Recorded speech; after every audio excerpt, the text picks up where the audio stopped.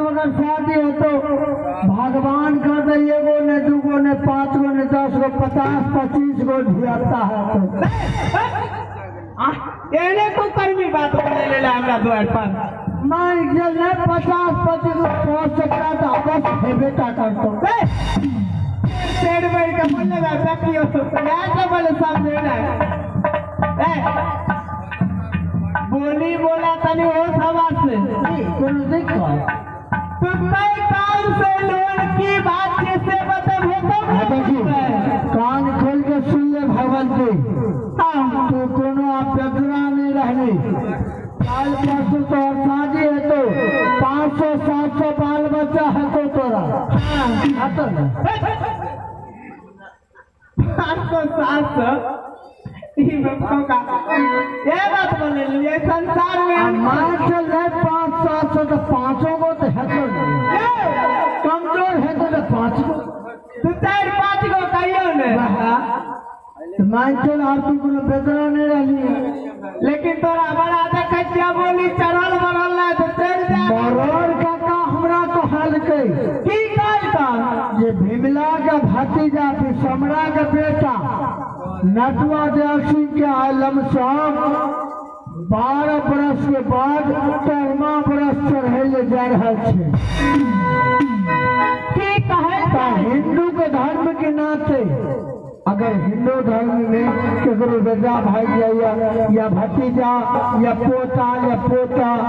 ओकर पोता अगर भाई जाए तो ओकर सुख श्राद्ध सब चीज तोरा करे के फर्ज है लेकिन बोली बोले जाती बड़ा पक्षल ठीक हेलो एकर मतलब तू हमरा खानदान के हमार भाई 5 साल रे 50 बरस रे हमार भाई रहे हमरा भाई के तू की कहले अगर हमार भाई फिरिए मुने रहे तोरे चाही कमाई की हिंदू धर्म के नाते आम खोल के वास्तु में भगवान के अच्छा तो हर भाई नटुआ देश बोल गलो मुंह में ताला लगा लेने तो हमरा आधा बेटी चढ़ गेलो सुन ले तो हर भाई नटुआ देश बोल गलो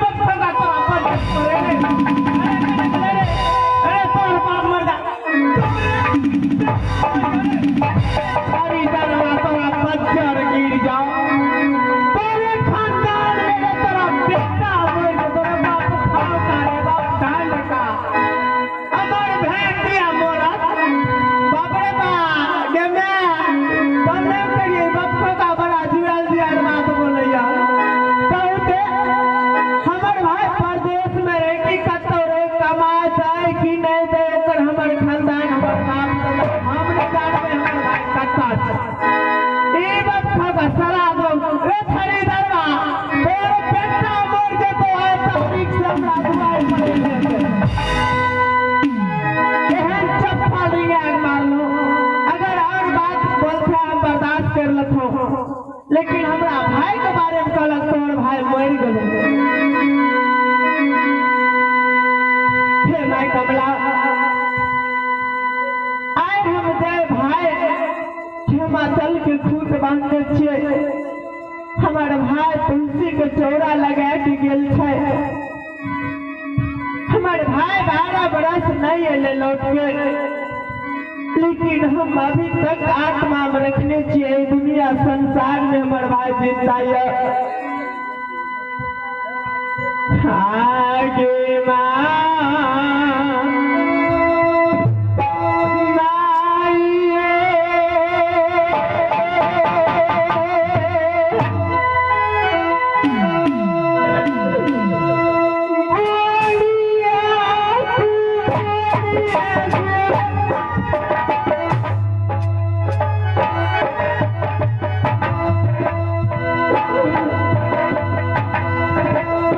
Sorry.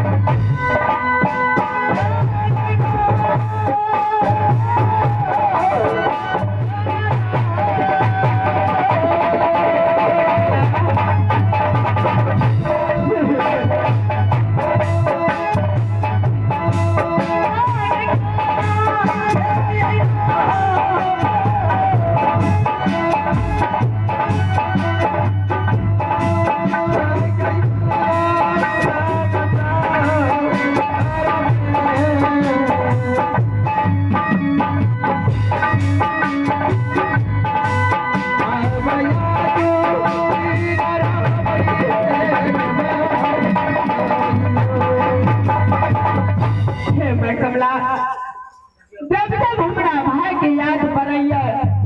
एक आंसू लेके हम अपना कान खींच के बर्दाश्त कर ले छी, फिर अपना काम में मगन भ जाय छी। लेकिन आज हम जाय छी यहाँ से, हम चाचा के सब बात कहबै। हे चाचा, तोरा जे खरीदार याद के तोरा बेटा के बारे में ना बोलला कि तोर बेटा मर गला, तोरा बात पर यहन चप्पल मार लिए कि आज तारीख से फिर तोरा दरवाजा पर राज भरोड़ा में नहीं है। एक पॉइंट मॉनिटर को उठा दियो।